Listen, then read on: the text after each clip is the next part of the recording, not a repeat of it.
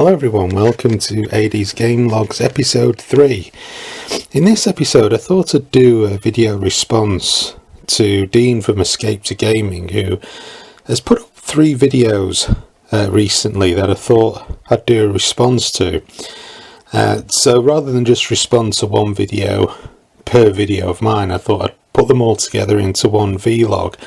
So this one might be a bit longer than usual.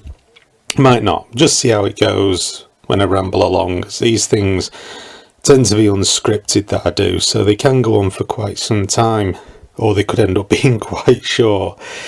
So I'll play it by ear, but I'll put a link to the 3 videos that Dean put up on his channel, and I would urge anybody who's watching this who hasn't seen the videos to go and check them out, because he does make some really interesting videos.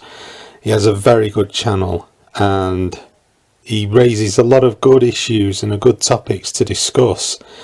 They're well thought out, and as opposed to some channels which like to go down the path of hysterical sensationalism, he actually makes some very well thought out, well expressed, calmly expressed videos that, you know, have a lot of relevancy to modern day gaming and the way that gaming has changed. But the first video of his that I want to respond to was entitled "When Gaming Pushes You Away and Pulls You Back." Now this is a subject matter that's close to my heart, and I'm sure it's close to a lot of people's as well. As we all know, the gaming industry at times can have this almost adversarial relationship with its customer base, with its supporters, and this sometimes can be a little grating. Now what I mean by that is, I don't necessarily mean just down to business practices, but often the way that both sides tend to lock themselves into a particular mindset, and regardless of the truth of the matter, everyone tends to become quite dogmatic in their belief. You've got companies that will strongly believe that whatever policy they're going to come out with for pricing structure for games, DRM for games, games being online, games being multiplayer only, cutting back on single player, they will, when they make this decision, often it's a decision that's not born out of any true facts, it's just a decision they make. They will try to shove it down people's throats. They will almost have a cultist-like behaviour in saying, oh, nobody plays single-player games anymore. You know, our statistics prove that people don't play single-player campaigns anymore. Now, this is just words. Okay, I mean, I remember Peter Moore, EA, saying that when the first Star Wars Battlefront game was announced. He made that statement because people were complaining there wasn't a single player campaign. Well, it proved to be demonstrably false, because the sequel is going to have a single player campaign. Battlefield 1 had a single player campaign. You know, it was basically just him parroting marketing spiel. That was it. There was no basis in reality. In fact, some of the best-selling games at that particular time, some of the most lauded games at that time, were single-player campaign-based games.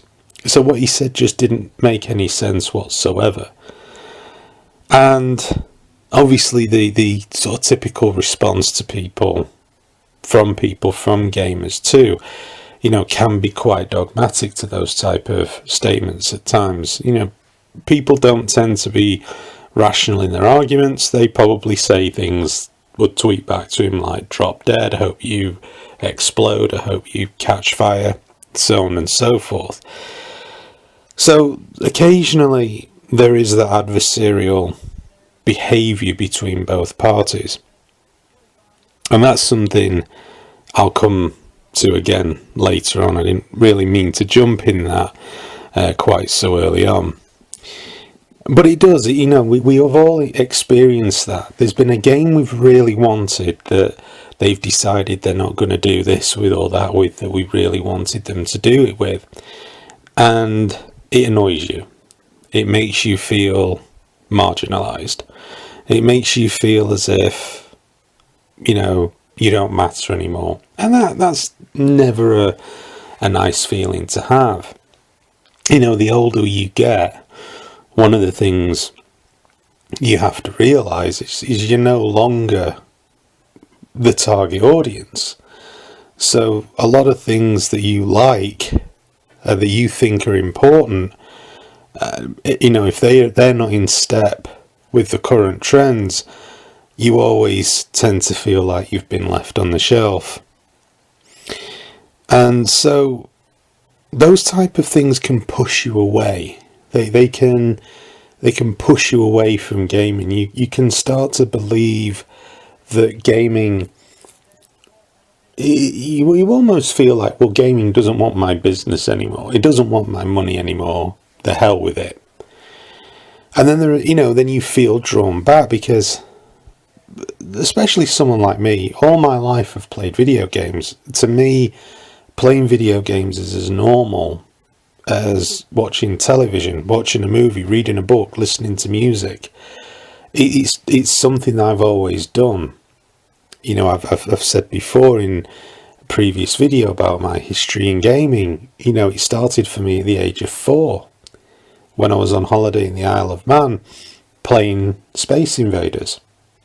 In the late 70s, and it went on from there. So to stop would be as bizarre as stopping reading books, or stop listening to music, or stop watching films, or stop watching television. I think of it and I categorize it in that same way. It would be a curious thing to do. It would be a bizarre thing to do.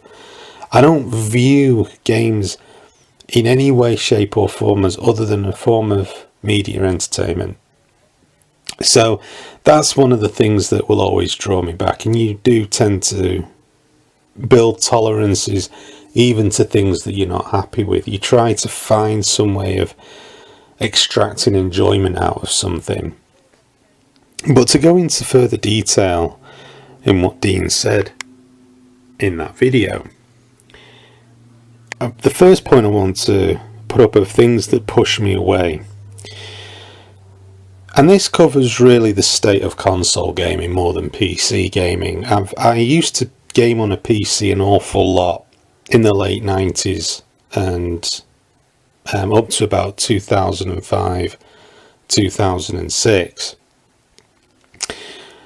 Until I got an Xbox 360, really. Now, I always had games consoles in that period of time. I always gamed on them and enjoyed them. But for a period, I gamed an awful lot on PC as well. Now, I had quite a beast of a PC. It was a high end. I had a really high end PC. I paid hundreds of pounds for a high end graphics card. And, basically I got this PC in 2004 with the sole aim of being able to run Half-Life 2, Doom 3, absolutely flat out. Fully maxed out. So I threw quite a lot of money. I put more RAM in it. And it was quite a beast. And I gamed a lot on that. That would in that period of time, for about a 2-year period, that was my main gaming machine. And then a new wave of PCs come out. That PC was a Pentium 4. And then they came out with the dual core processors, which meant that I had to spend a considerable amount of money to upgrade the PC. If I wanted to keep gaming, that was. And around that time I made the decision I was going to buy a HD TV, going to buy an Xbox 360, and that was it. I was going to go back to primarily gaming on console. I was also in a job that I was working very long hours, including travelling. By the time I got home, I was leaving at 7 in the morning, coming back at 7 at night. By the time I got home, I really didn't have the energy after I'd had my dinner. Didn't have the energy at all to be messing about playing games on my PC. I just wanted to crash in the chair, put a console game on, get up in gaming quick. And it was great. I mean, I would get a new game, you'd put the disc in, within seconds you were up and running, you were gaming. Over time, I mean, that's how console gaming was, right up until this generation. And this generation, to me, consoles have become almost in limbo. They're neither a PC, nor are they really a games console. There's some kind of weird, bizarre hybrid in between. And I think that is a lot of the problem that I have with gaming at the moment, is consoles are not trying to be games consoles. They're trying to be something that they were never really supposed to be. And this weird hybrid thing that they are now has brought in, I think, a lot of problems if you are somebody who just wants to turn a damn thing on, put a disc in or a cartridge in or whatever and play games. First of all is the mandatory installs for every game you buy, whether it's on Xbox One or PS4. Every game now installs onto the hard drive. Now, in the last generation, with the Xbox 360, you had a choice. You could install some games. I think some games did install some data files onto the hard drive, but by and large, you had a choice. You could either run it off the disc or install it. Sometimes it was beneficial to install a game. Other times it actually had an adverse effect on the performance of the game, and some publishers would advise you to not install it. On the PlayStation 3 it was slightly different. A lot of games didn't require an install. Some games required a partial install, and this was, I think, by and large to do with the fact that the PS4 had a Blu-ray drive in at that time, didn't spin at the same kind of speeds as the Xbox 360's DVD-ROM drive, and therefore the reading of data was slower, and I think it was really primarily to try to cut down on loading times. But, I mean, I never felt the need to buy a huge hard drive. I did buy a larger hard drive because the one that came with the PS3 that I had originally was just a 60 gig hard drive, and by the time I downloaded some games, there wasn't an awful lot of space left. And so I bought a larger hard drive. I bought God, I can't even remember what it was now. I think it was might have been a 320. Was it 320? I can't even remember. Might not have. No, I don't even think it was that. It wasn't especially big anyway. It wasn't huge. It wasn't like a terabyte hard drive or anything. And that was fine. I never filled that drive. I downloaded a truckload more games. Yeah, never had a problem. And that was that. I mean, it was, again, most games ran from the Blu-ray, ran from disc, and it was fine.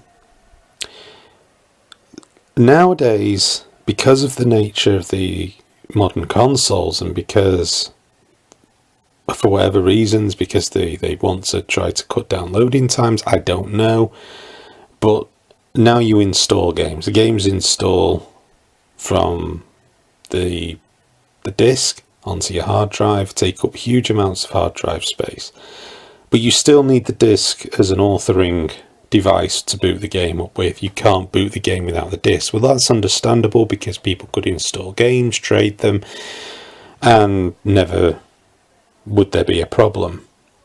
So I can understand why you need to pop the disc in, but it's infuriating that what you have is a fully installed game that you still need to put the disc in for. There is no real benefit, therefore, to owning the product on disc, on Blu-ray, aside from actually owning the physical copy of the game. You are, which I love doing. I love having a collection. But it is kind of infuriating that you've got to go through this process. Now, the installs on PS4 don't take anywhere near as long as they do on the Xbox One. The Xbox One is just ridiculous how long it takes to install games. I don't know if it's improved since it launched. I do know that some people were complaining that it would take a fantastic amount of time, and some people actually mentioned that the game appeared to be downloading off the internet, and that a way to speed up the process was to disconnect your console from Xbox Live prior to installing the games. I don't know if that's still the case. I don't know if they've improved it or fixed it with any patches, but compared to the PS4, games take a lot longer to install on Xbox One for whatever reasons. Maybe that's better now with the Xbox One S. Who knows? In fact, when I was installing Gears of War 4, it just seemed to stop installing for a period of time before resuming. That game took, including its patch, took 3 hours to install and download the game before I could start playing it. That to me is wholly unacceptable. In 2017, well, it was 2016 when I did that, when it came out, but in a modern age, that's wholly unacceptable. And that's bad. That's a bad platform. That is the fault of the platform. That's not the fault of the games industry per se. That is a mixture of just a really bad environment, a bad ecosystem for the games to be running on. You know, there is no reason for that. There is no need for that. You know, there's bad software going on there, as far as I'm concerned, in terms of the Xbox One's operating system. Now, I do like the Xbox One console, but I have to say that I find it a far more unstable console than the PS4. Now, that might be just my own personal experience, but I find it much more glitchy. I find the operating system to be glitchy. Now, again, there is another update due to come out, and maybe they'll fix those problems. But there's a lot of annoying things with it, and as I say, the lengthy install times is one of them. If that wasn't bad enough, nowadays games tend to come with a fairly sizable day one patch and then subsequent patches thereafter, which tend to run into the gigabytes. Now, I understand that game file sizes are much larger now because the fidelity of the games is higher than the last generation, but when patches used to download on my Xbox 360, and maybe I'm rose-tinted glasses this up somehow, but they seem to be compressed files. The files seem to come down the pipe in a compressed format. They didn't take very long to download a patch for the game or an update for the game. It didn't really seem to take very long, and then you'd be up and running within a few seconds or maybe a minute or two maximum. In fact, the only time I can remember really sitting waiting for downloads is if I bought map packs, and we'll get onto those things in a few minutes too. So there seems to be more obstruction now or more obstacles between the moment you buy a game to the moment you end up playing it. When that can be measured in hours, like I say, that is unacceptable. That's not progress, that's regression. You know, it kind of reminds me of sitting waiting for games to load on the Commodore 64 back in the 80s. You know, I know some people had floppy drives, which weren't especially quick on the C64 anyway, but even worse was the cassette tapes that were standard in the UK. I don't know if they were standard in Europe, but in the UK, the C2N cassette deck was standard. And some of the loading times for games could be phenomenally long. And to add insult to injury, as games became more complex, they became what we call multi-load, which essentially meant at some point you'd have to stop the tape, zero the tape counter, then press play and press any key to continue, and then the game would then load in each individual level. So every time you died in the game, you'd have to rewind the tape, press play again, hope you got it back to the right place as well, because if you didn't, it could crash the game, and then press play and press any key to continue and wait for the level to load in again. So patience was very much a virtue. Things weren't too much better if you had a floppy drive. I did actually have a floppy disk drive for the for the Commodore 64, and still found the loading times were quite lengthy. But at least you didn't have to mess about taking tapes out, flipping them over, resetting tape counters, and so on and so forth. But it was funny the other week when I was installing a game and waiting the obligatory 40 minutes to an hour. I was reminded of that, and I thought, this isn't progress. This is actually regression. Now, I know people will say, well, you only have to do it the once. Well, that's not true in the case of patches. I've been getting patches for games that have been out for over a year that come down the pipe, and I assume on the PS4 these are to do with patches for the PS4 Pro. Which is, for someone who doesn't actually own a PS4 Pro, it's a little bit frustrating that I get DLC for that, because I know these things are standard. But, again, it would be nice to have the option. It would be nice for an environment to say, hey, if you want to download the update for the PS4 Pro, click this button. And this brings me nicely on to my next point of what pushes me away. I did say this could be a long video, and that is forced DLC. Now, what's forced DLC? Well, some games, not all, but some games, when a map pack comes out or any kind of DLC comes out, it comes bundled with an update for the game. Now, there may be some patches that are issued for the game, but you can guarantee, in a lot of cases, in games like Call of Duty, Star Wars Battlefront, and a few other games are guilty of this. Now, whenever there's a new map pack that comes out for the season pass or whatever, I can guarantee that when I turn the console on, a patch will suddenly appear for the game, or an update. They don't call them patches, they call them updates. They're quite clever. And you look at the file size and you think, that's quite a big file size. That's a good, good 10 gigabytes. That's one hell of an update for a game.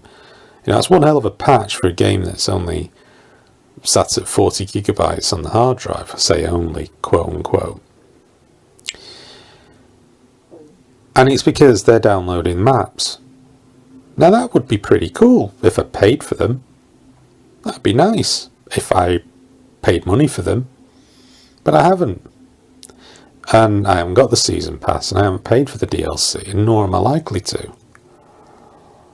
So essentially what's happening is I'm losing hard drive space for content that I haven't paid for and that I don't want. And the only way that I can access that hard drive space, the contents of that hard drive space, is by paying for it. Sound familiar? There's another term for that. It's called ransomware. And people might disagree with that. But what else do you call it? I've had content on my hard drive space taken from me against my will, for content I haven't paid for stuff that I don't want.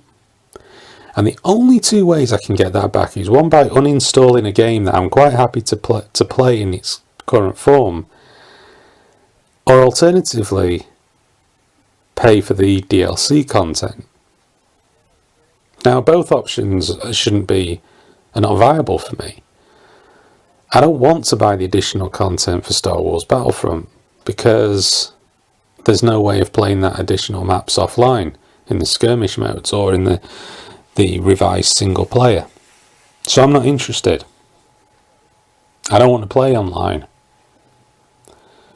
So why should that be allowed?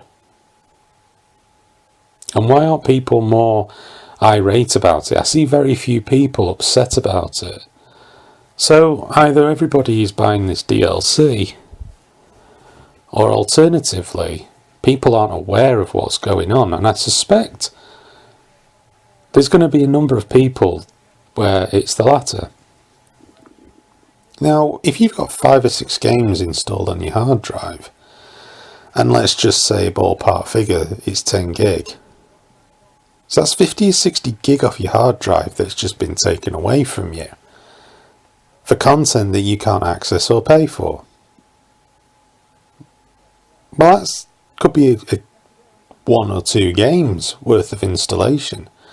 And in an age where there are mandatory installs for games, so hard drive space is a premium, why are people not more annoyed about this? Why are people not objecting to this and saying, no, this is wrong and you must stop?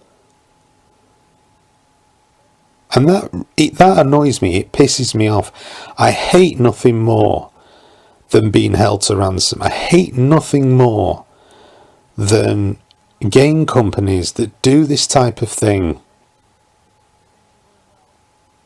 It's this assumption that you want their content, and if you don't, tough, you've lost the hard drive space.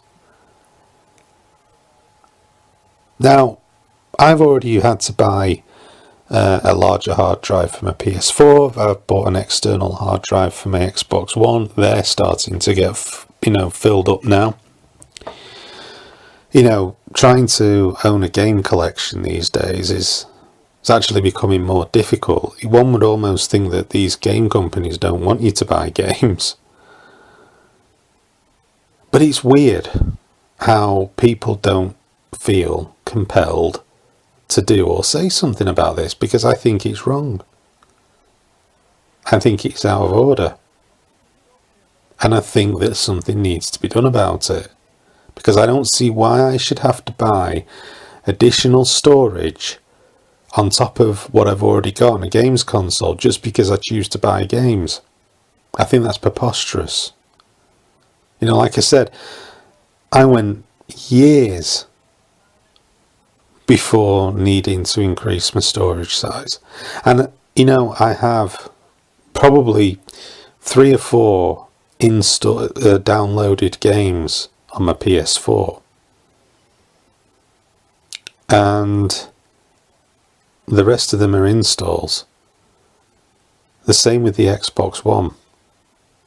I don't tend to buy a lot of download only games. I have a handful and that's it. So the act of having to uninstall games when you finish with them puts you off at some point in the future going back and revisiting, because you're going to have to sit, wait for it to install, wait for the patches to re-download before you can start playing the game. And to me, that's absolute horseshit. Again, it puts consoles into this grey area where they're not really functioning like games consoles. That's the kind of thing I'd expect with a PC, not a games console. So the second thing that pushes me away is the forced DLC. It annoys me. It puts me off wanting to revisit games that I've uninstalled, because I've got to sit and wait for them not only to install, but for all of the forced DLC to download if I want any kind of online, play with the console online. So yeah, that drives me mad. Not happy about that. And the last thing, point 3, and I already touched on it earlier on in the video, is the adversarial relationship between gamers and the games industry. And this is something that both sides are equally culpable of. I touched upon it earlier where I said that I felt that the way that the public face of the games industry tends to behave towards gamers, and the way that gamers tend to behave towards game developers and publishers, is unhealthy and doesn't really help things. It doesn't really solve things. We can all remember Don Matterick saying, when the Xbox One was announced, his very flippant way, and Dean mentions it in his videos, the very flippant way he disregarded those people who wanted to get the Xbox One, but at the time it was required online connectivity. Don Matterick made the rather flippant statement of, well, we have a console for people who don't aren't able to connect online all the time. It's called the Xbox 360. It's of little wonder that he didn't really survive very long in the job after that, and he wasn't the only one. I think the guy's name was Adam Orth, I could be mistaken, made a similar dismissive statement about people wanting to game online that didn't have the console connected to the internet. And he made some stupid, brainless comparison to electricity. Again, he was very dismissive, and he too lost his job. But the gamers themselves, some gamers certainly, are not innocent of creating a hostile environment. You know, we see pretty bad behaviour from certain gamers when games come out that aren't exactly how they want them to be. They think it gives them license to then go ahead and attack game publishers and developers. I mentioned earlier Peter Moore from EA with regards to his nonsensical statements regarding people not playing single player anymore in the EA Battlefield games, and then proving to be wrong. Hence why Star Wars Battlefront 2 will have a single player campaign in some guise or another. The fact that they conceded and tried to beef up the single player elements, which were quite anemic in the original Star Wars Battlefront as best they could in Battlefront, also indicates that they were wrong in their assessment. But there were people that went ahead and attacked him. You know, again, the people attacked him over something that happened in one of the FIFA games, and were attacking his family and just behaving in a generally deplorable and disgusting manner. And this creates a hostile environment, and it's nothing good ever comes of it. If once lines start being drawn in the sand like that, nothing good will ever come of it. And it's very difficult sometimes when you're trying to just get the lowdown on video games, and all that's being fired at you is this ridiculous, pathetic, childish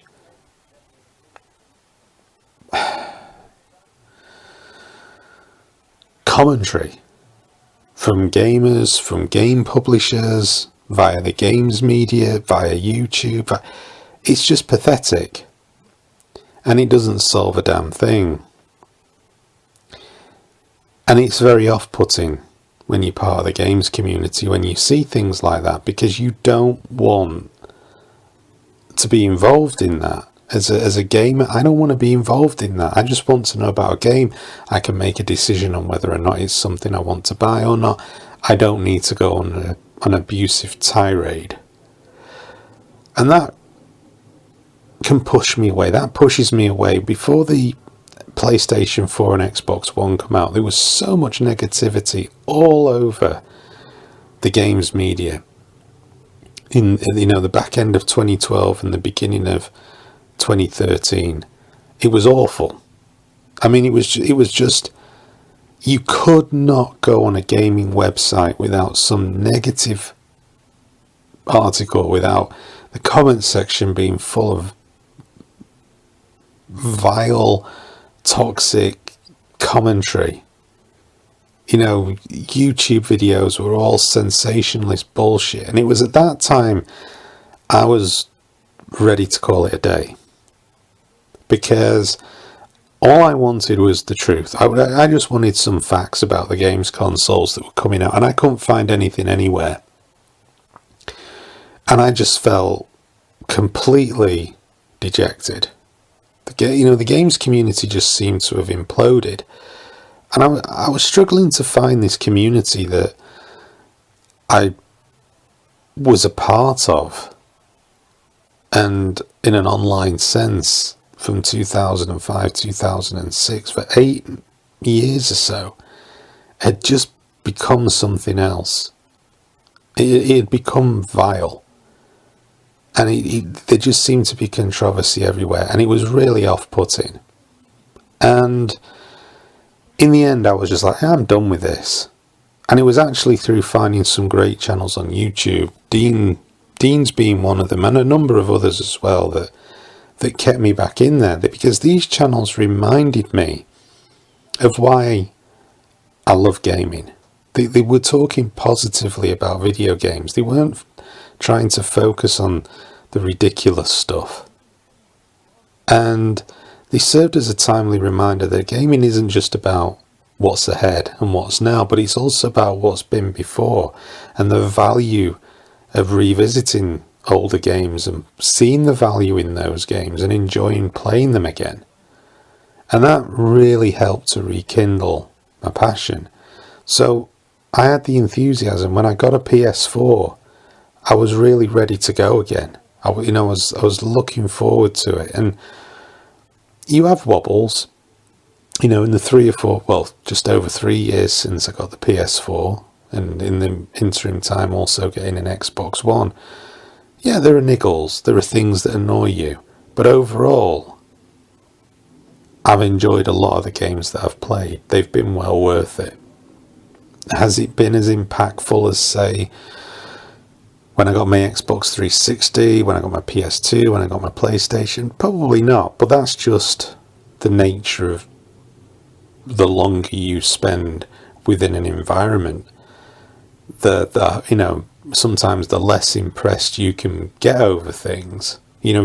Those landmark events that aren't just tied into gaming, but actually tied into a place in your life at a particular time.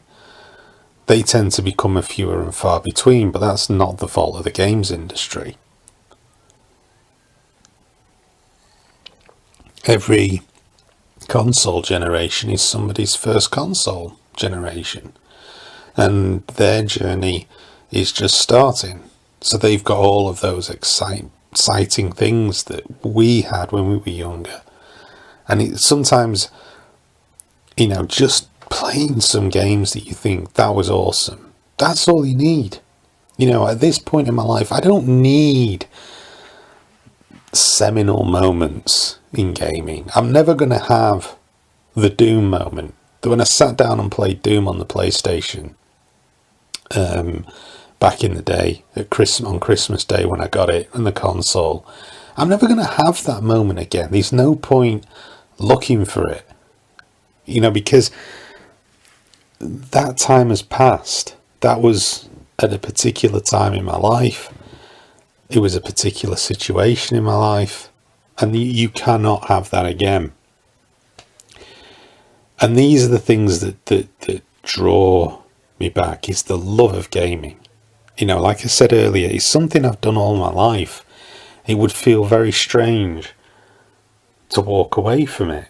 It would feel bizarre just to marginalise gaming completely and put it out of my life. It's not something I think I could do. Even if I didn't buy the Scorpio or PS5 or whatever comes down the line. The fact is I've got 20, 30 odd years worth of games behind me that I can revisit.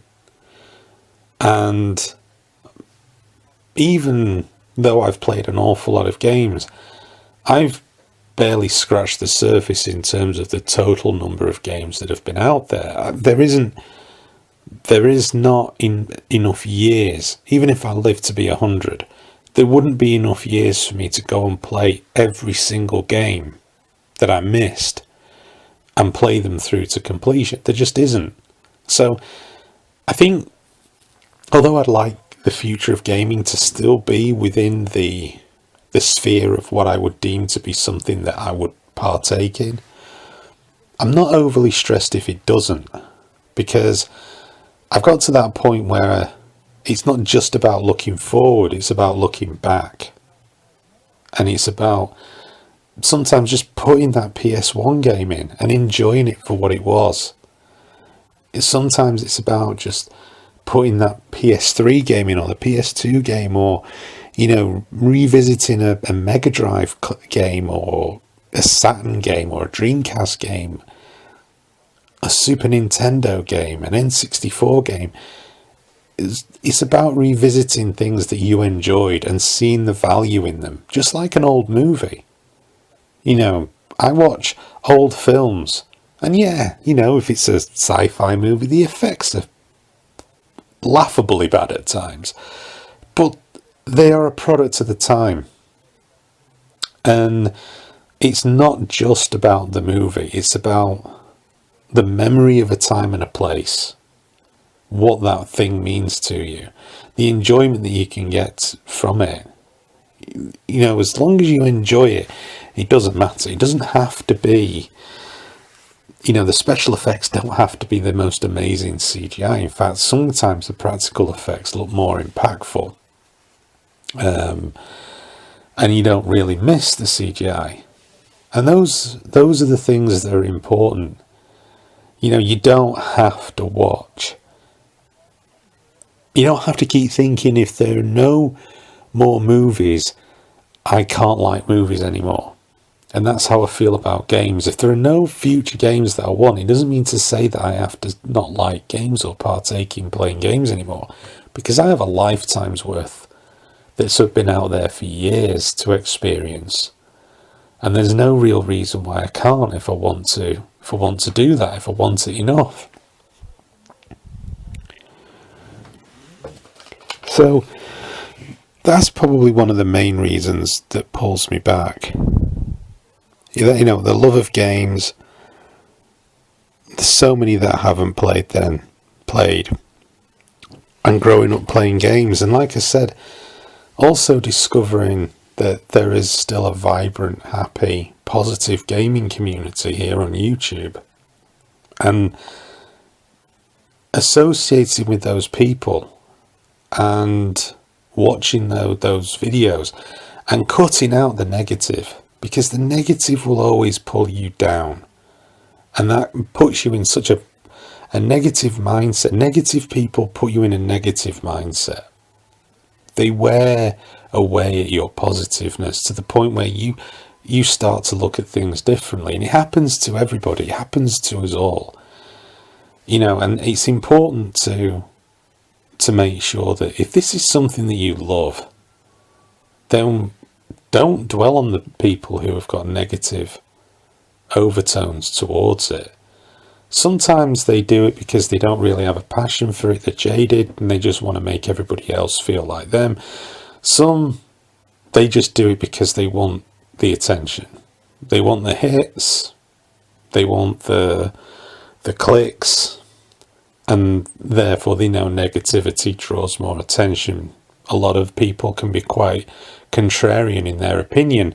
And it's not because that's what they believe. It's just that they want to go against the grain because they know it will get people to watch their videos. And that's fine. But I don't want to really go down that path. Now, that doesn't mean to say you have to have a happy-go-lucky, super positive, shiny, happy outlook. If something's crap, you can call it crap. But be constructive about it.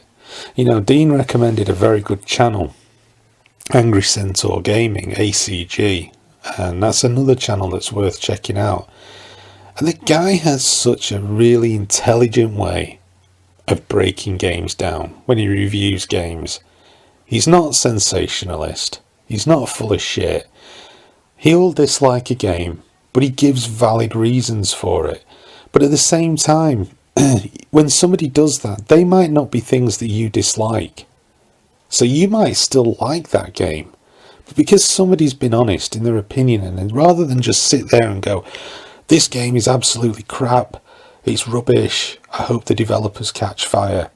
If they actually say, look, this is why I don't like the game because I don't think this works, then that gives you the opportunity to judge the game for yourself. If you think, well, actually, that really wouldn't bother me, but the rest of it looks pretty cool, but the negative side that this one person has pointed out ruined it for them, might not ruin it for you.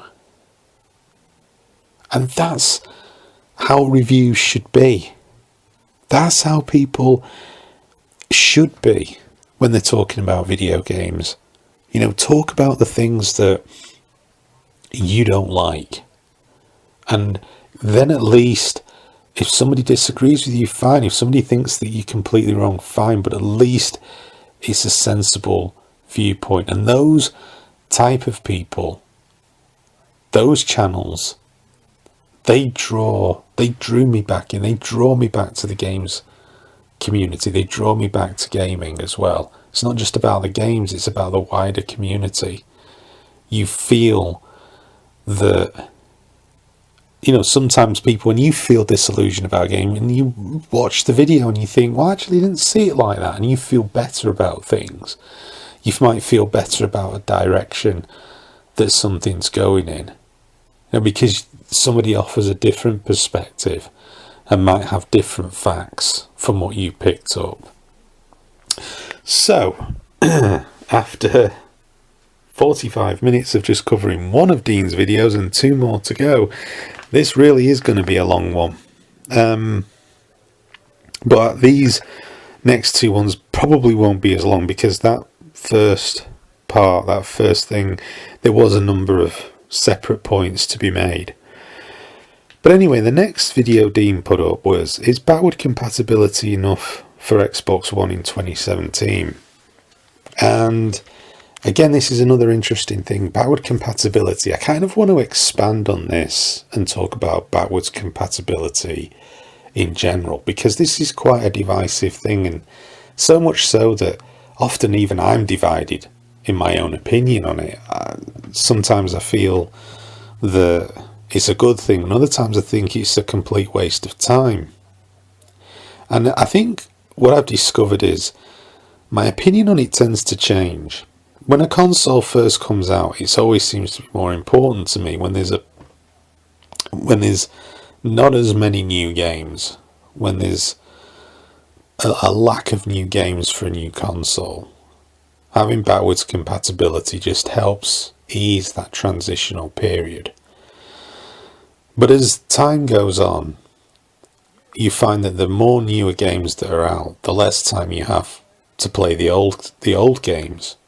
I do still play them, I do still revisit them, but proportionately speaking, I would say a good 80 to 90% of my time now is spent playing new games that I've got. Especially these days, because a lot of games tend to be quite lengthy in the amount of time it takes to complete them. And I like to try to complete as much of a game as I can, including open world games, which means that I can easily, stick in 60, 70, 80 hours on a game to try to complete as much of it as I can.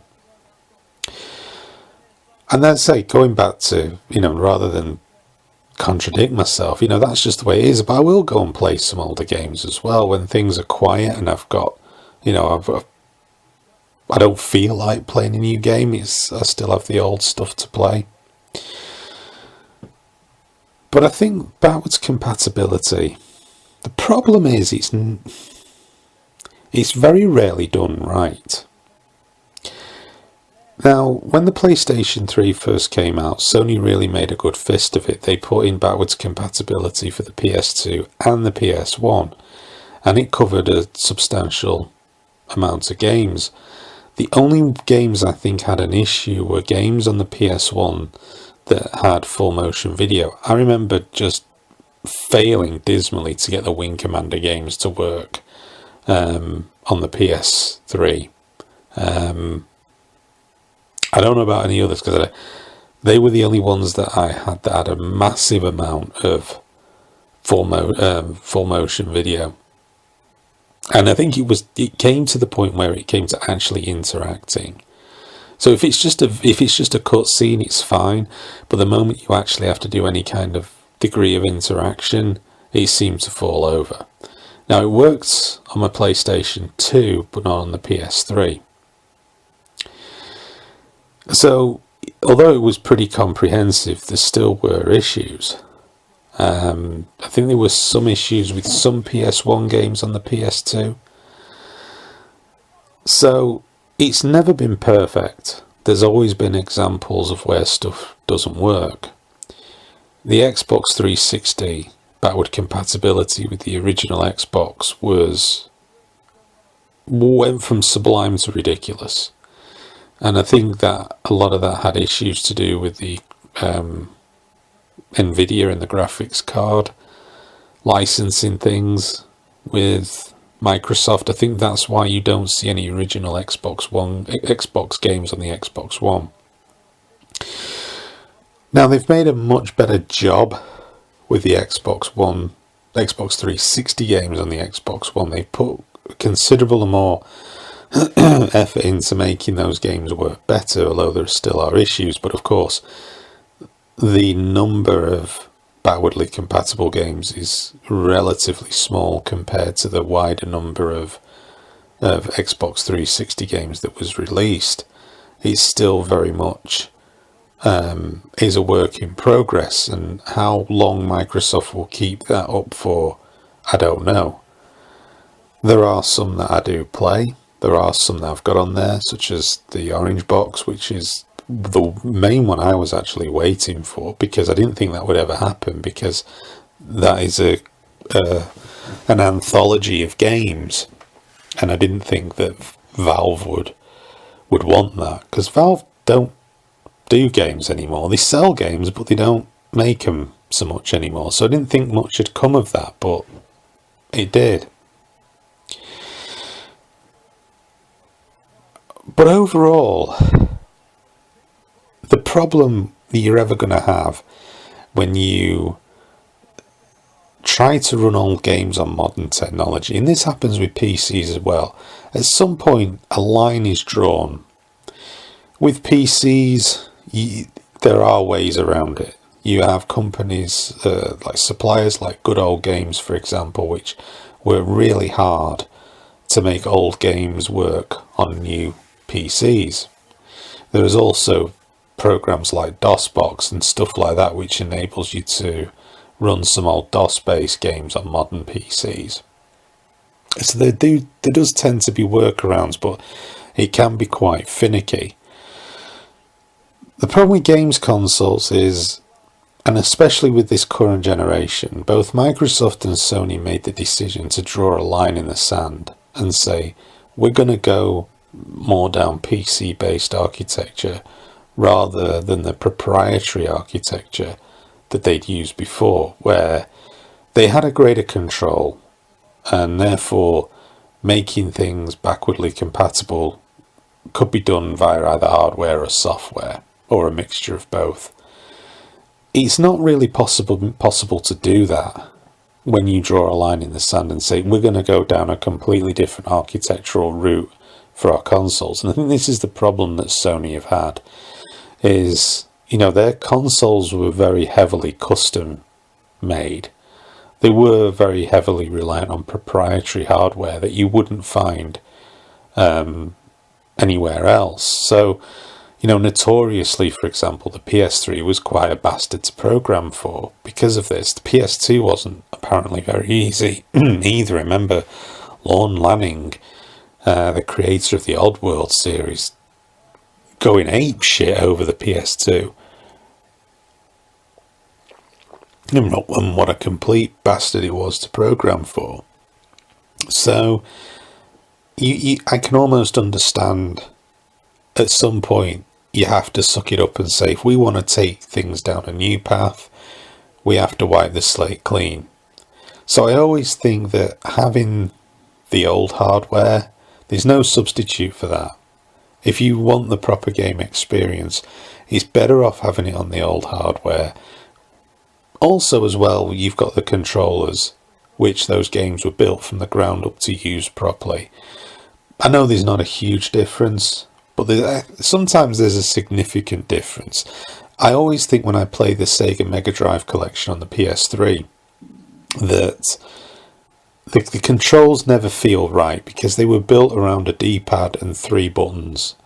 And you're playing on a console with the D-pad on modern consoles. The D-pads are shocking on new consoles compared to what they were on the 16-bit consoles and the pre-dual analog consoles on the 32-bit ones.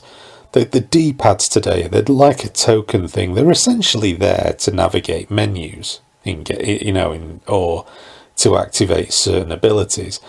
they're not really there to be used as the mainstay of a controller. So you have a lot of games that come out that utilize the D-pad, modern D-pads, and they are friggin' awful. Like, just trying to get Sonic to do his spin sometimes on the PS3 controller is a joke, because it's not, the D-pad is nowhere near, in my opinion anyway, is nowhere near as good as a Sega Mega Drive's D-pad. It just doesn't feel right. It doesn't feel the same. And so things like that, even on a sort of software collection that's been made for a modern console that has all these retro games on it just doesn't feel right. But that would be the only real surefire way, and I think that backward compatibility, you either go full in with it or not at all. I think when it's half and half, when it's a half-baked solution like you see a lot of now, I don't think it serves any proper function. I really don't. I don't think it serves any proper function. I don't think it helps. I don't think that... I just...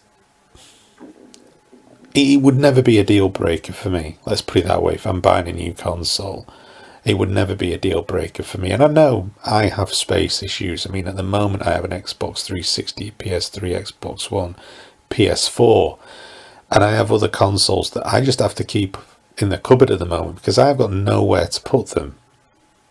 Now, I'm lucky that I have a room here that I have all this stuff in. But a lot of people don't. They have a living room and they have possibly space for 2 consoles maximum underneath the television. Some people only have room for 1. And for them, backwards compatibility is actually quite important if they want to keep playing their old games.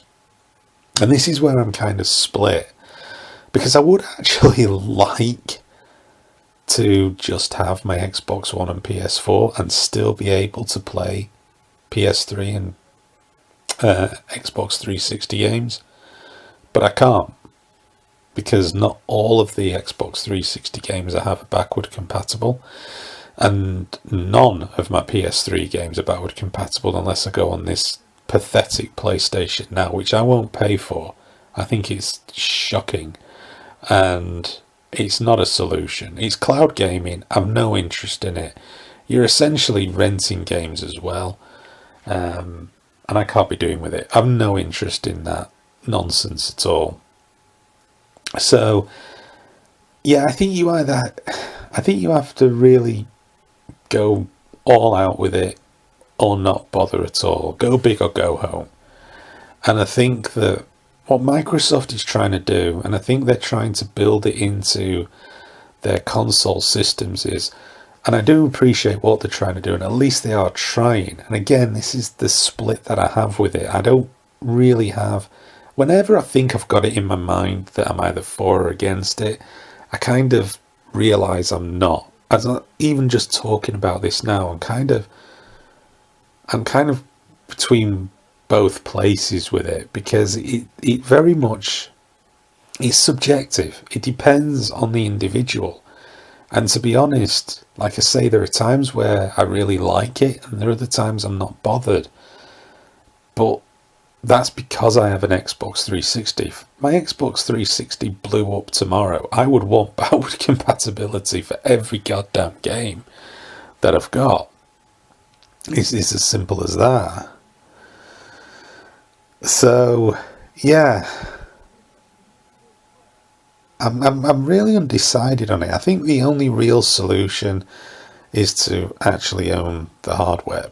The problem with that as well is that as time goes on, the issue with hardware is the older technology, the older consoles become more difficult to come by, ones that are reliable and working.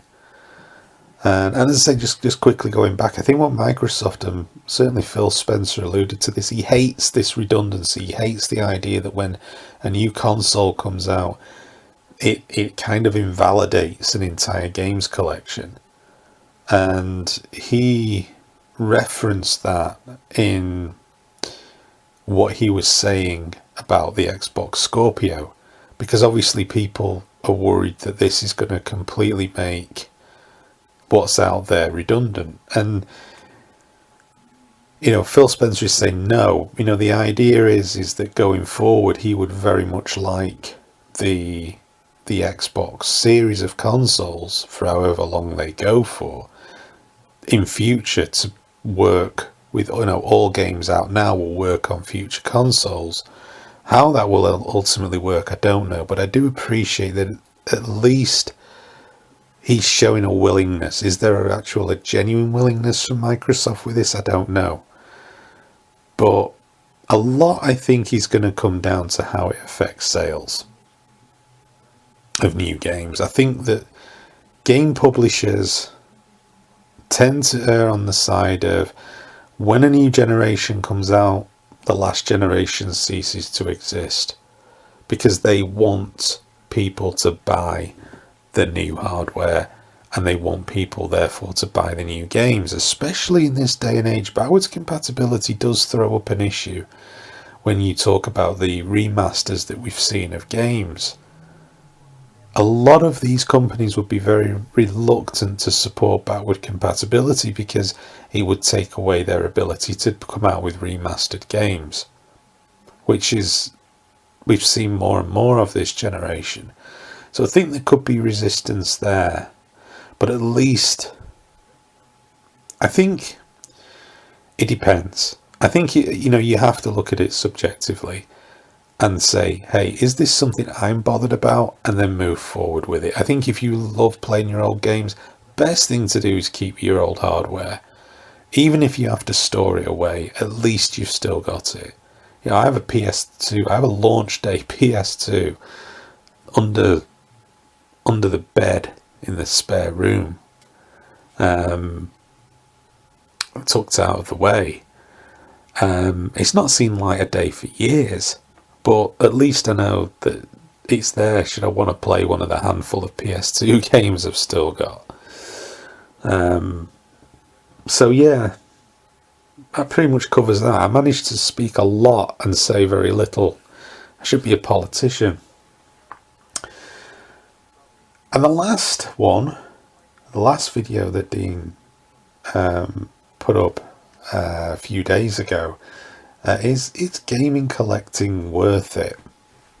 And this is a fascinating one, because there is no doubt the games industry is moving away, or wants desperately to move away, from physical media. And from their perspective, it's understandable. It means it cuts down their costs of having to create physical discs, distribution costs, manufacturing costs, so on and so forth. In addition to that, it also means that they effectively kill the second-hand market. They kill the trading market, which, even though they've kind of piped down on that this generation, they sounded off a lot about it in the last generation, about how they felt it was killing gaming for them. They've quietened down on it, because I think they realised that rhetoric was proving to be unpopular. But they also know is that it's inevitable. It's going to go digital only. I mean, you'd have to be very naive to think that, that physical media has a long-term future. It doesn't. However, how long it lasts for, I don't know. It could last for 5 years, could be one more generation. It might not even make the next generation. Who knows? The point is digital distribution is growing. I don't like it. I prefer physical media. I like having a games collection. I like the security in knowing that I've got the game disc and I can install it and uninstall it, whatever, whenever I want. But that's not the future. If you look at PC gaming, the physical media in PC gaming it's essentially dead. The advent of Steam, good old games, the direct distribution from places like Ubisoft and EA, it's just killed it. Especially Steam. Steam is this behemoth. It's proven that digital distribution works. And much as I hate to say it, it's proved that. And it's kind of brought the confidence of a lot of gamers on PC just due to the sheer length of time it's been around. Good Old Games, again, has a lot of support, quite rightly so, because they provide DRM free gaming. There's, the games you get on there don't have any digital rights management. There's there's no limitations. So again, it's a workable, viable platform for people. So the idea of collecting games is changing quite dramatically. This whole thing of physical media is dying. And it's not just in the games industry, it's with films. People now get films on Netflix, they download movies. Same with music, CDs. Although vinyl's kind of made a comeback for collectors, but I think that's actually how it could go with games, that you'll see limited releases of stuff in physical media form, and it will be for collectors only. And it's more paying lip service than anything else. And I think even that will die out eventually. And the reason why I think this will happen is because, like I say, you look at everywhere else, digital distribution has really taken off big time. And as soon as the limiting factors with games at the moment is obviously the file sizes, these colossal file sizes that take hours, sometimes days to download, is what puts off a lot of people. But once that side of it, once super fast internet becomes more commonplace, once somebody cracks the mystery of sending data via a compressed format, like a zipped up file, you remember those days? WinZip, Microsoft, used to zip up files on a PC to make them sent over standard internet easier, and you would unzip the file at the other end, data compression. Remember that? Just thought, you might want to revisit some old technology that actually worked. So we don't have to download 50 bloody gigabytes of data. A bit of compression here and there. Just a thought, perhaps.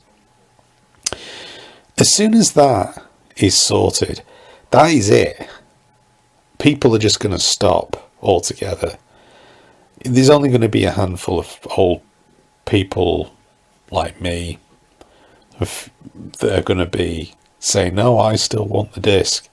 But as we've seen already this generation, the disc is almost a token gesture anyway.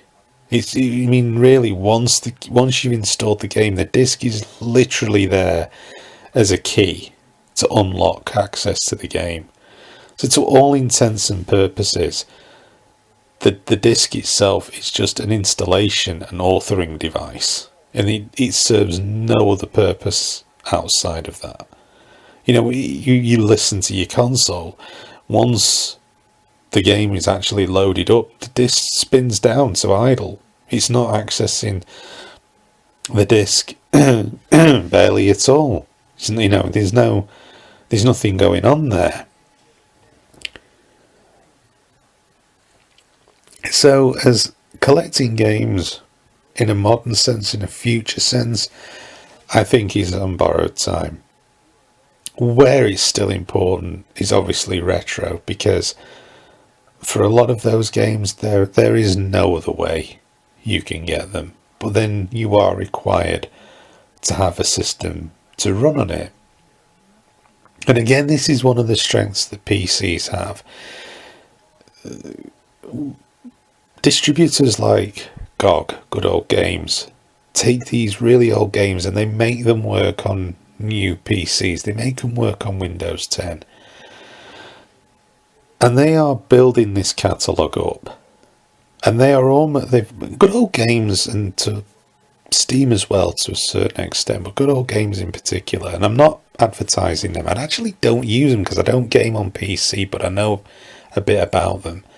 They're almost curating classic games, you know, and they do a really good job with it as well, because you actually get the manual, the digitized form of the manual. With a lot of games, you get all the add-on packs that come out. They weren't called DLC then because they were distributed on separate DVD-ROMs. They were add-on packs or mission packs. You get those with the game as well.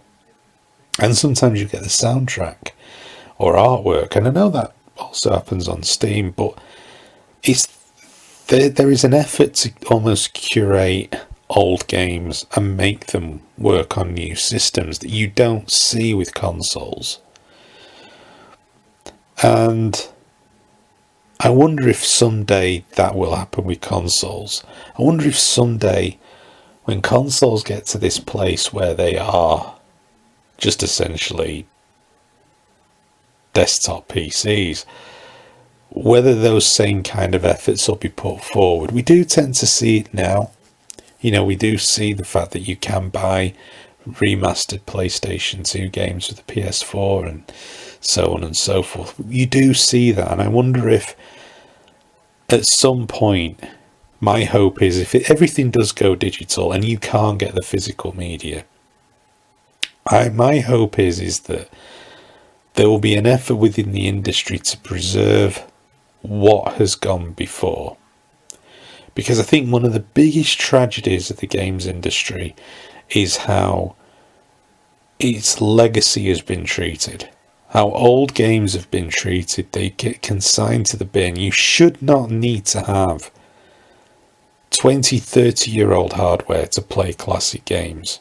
If you look at how the music industry has worked, it's always made available old stuff on new formats. Same with the movie industry. The movie industry, you can buy classic movies from 100 years ago on Blu-ray, digitally downloaded. As I mentioned, music, books. You know, you can buy books that are hundreds of years old. But video games, not so much. The video game industry has done a terrible job of looking after its own legacy. And I hope that slowly the mindset is going to change on that and say that where it's come from is equally as important as where it's going. And that to me that's the essence of collecting games. If in the future, and I hate to say this because I'm so against it, but if in the future the only way I can play games is via a downloaded, curated method of almost like restoring a classic movie, they restore video games. I would love to see an effort. You know, Nintendo kind of tried to do it a bit with the Wii when they had Commodore 64 games. And, you know, they had other format games on the Wii. Did they have Commodore 64 games, or am I going completely bizarre? Anyway, they tried to curate games. No, I don't think they did have. I can't remember now.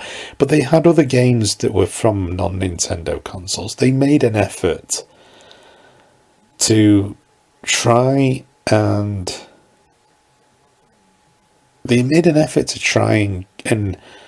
restore some old games. And it's kind of, they dipped their toe in and then they pulled away. But I think it proves that if there's a willingness, it is possible.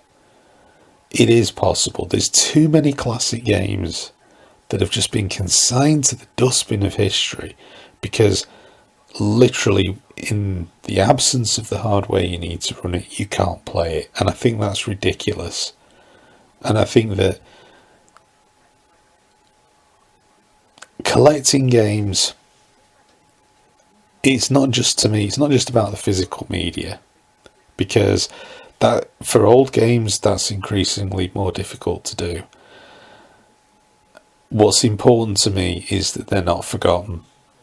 And if that means, like I say, some form of digital delivery service, begrudgingly, if there's no other way, I'll take it. But I do think it's worth collecting games that you want. And it's important as well. I think if you collect physical games, I know some people like to own an entire library, and they probably play about 10% of those games. And I think that's a shame, because I don't begrudge people doing this, by the way. It's up to whatever people do with their money, it's up to them.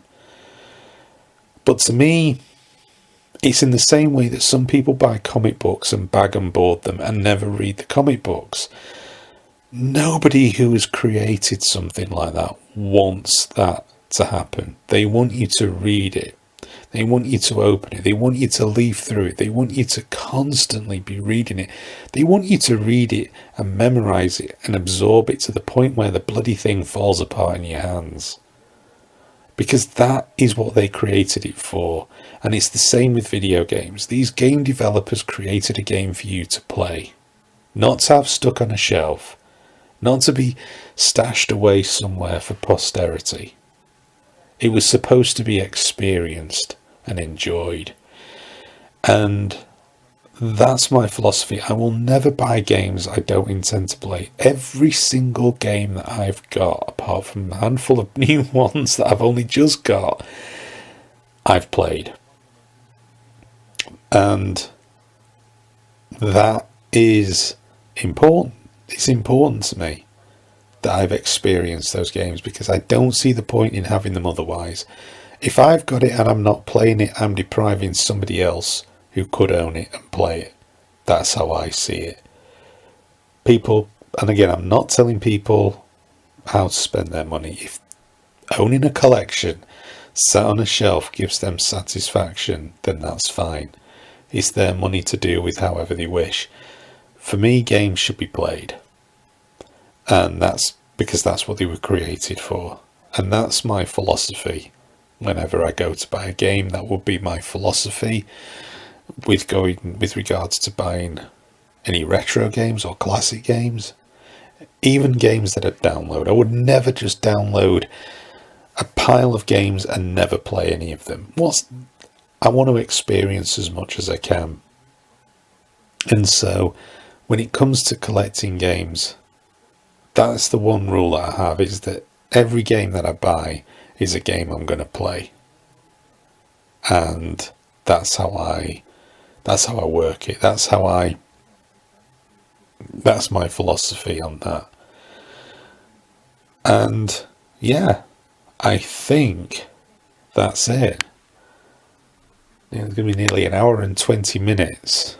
This video is one of my longer videos.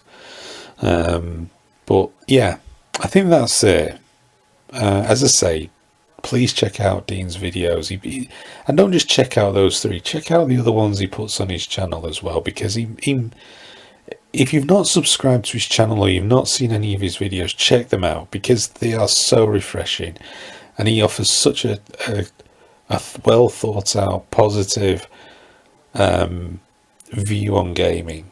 And that's why I wanted to do this video response. And I've done it sooner, but I've had things going on in my own life here. This is the first time I've actually felt up to doing the video response. But yeah, please check out his channel. Please check out his videos. It's well worth it. It's just refreshing. And as I say, there are other people as well to check out, but give him a look over. Give his videos a look over. Give these 3 videos a watch as well. And yeah, thanks for sticking with me on this one. It's been quite a long vlog, but it's just something I wanted to do. I've not made a video for a while, so I wanted to do something substantial as a bit of a comeback video. And hopefully I won't leave it quite as long before my next vlog. and I'll try and get some gameplay video up at some point. I don't know when that'll be, because the computer that I use, or have been using to edit my gameplay video, is just, it's falling apart. Well, it's not physically falling apart, it's the I updated the software. It's an iMac, and I put an updated operating system on it, and it's just been shockingly bad. It takes so long to do the most basic thing. It almost gives me anxiety to use this damn thing. It just makes me angry. I click on something for it to do, and I have to sit and wait for minutes. It's like something from the prehistoric age, and that's kind of like I did these audio videos, because I can do these on my laptop. My laptop's not really powerful enough to edit proper videos with gameplay footage, so I'm in a bit of a quagmire at the moment when it comes to that. Gameplay stuff, it's actually easier for me to stream onto Twitch and then upload from Twitch to YouTube, but it often means that commentary is going to be a premium, basically because I don't have a decent enough headset with a microphone for my Xbox One. And my PS4 tends to have issues with regards to the quality of the stream, in terms of the fact that the wireless connection between my PS4 and my router is, well, it's not very reliable. And sometimes it looks okay, and then a few seconds into something, the speeds will drop and the thing goes all pixelated and God knows what. It's just a headache for me to do at the moment, but I'll do my best to try and come up with a solution.